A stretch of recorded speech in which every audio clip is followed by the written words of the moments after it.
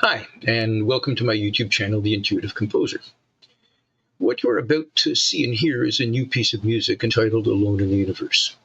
And if you were looking at the picture at the beginning of this video, it is a picture of a piece of fiber art done by the artist Susan Avishai, and I've put a link to her website below.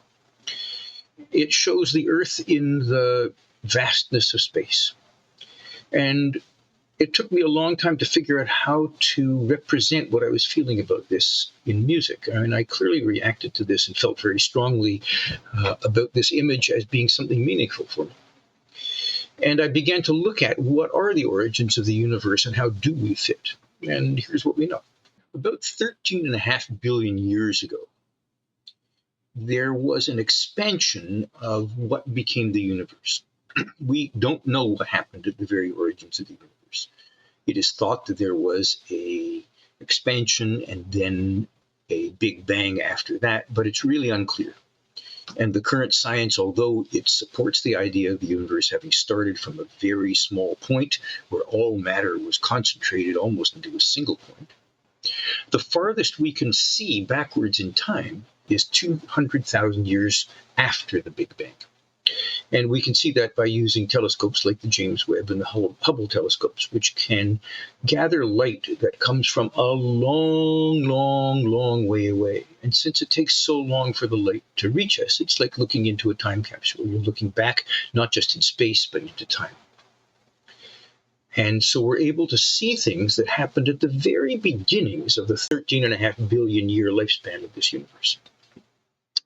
And space is vast, huge, and the numbers of stars and galaxies are astonishing.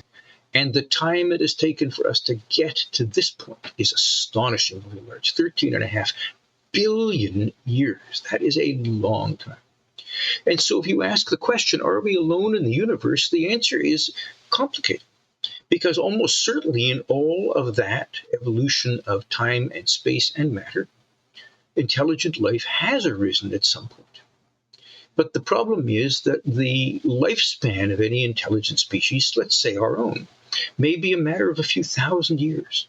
And a few thousand years in proportion to the 13.5 billion years that the universe has existed is literally a flash in the amount of time.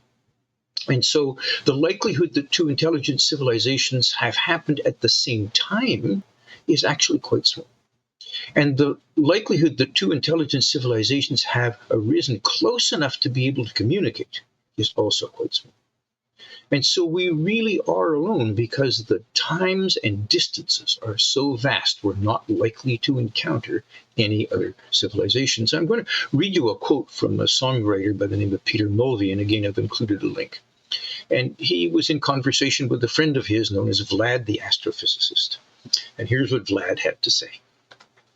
He said, intelligent civilizations, as they arise in the universe, they never really meet each other.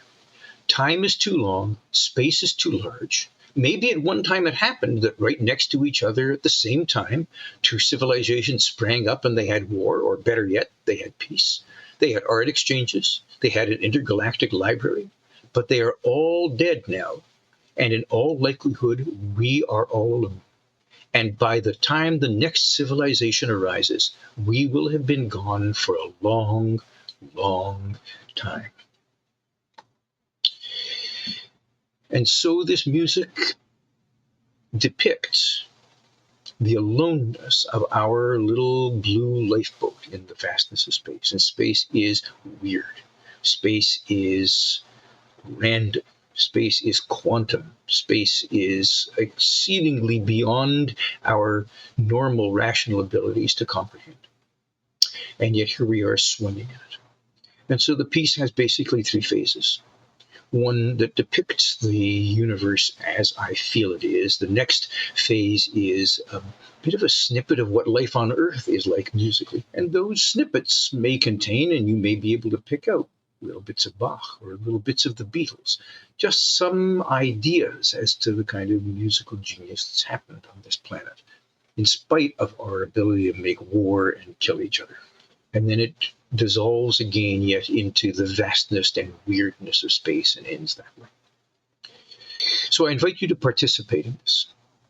And as you are watching the usual MIDI files scroll by so you can see how the music goes, I will also have images from the James Webb telescope to show some of the amazing beauty of the deep space visions that telescope has been able to bring to us. And so here we are, alone in the universe. Please contemplate.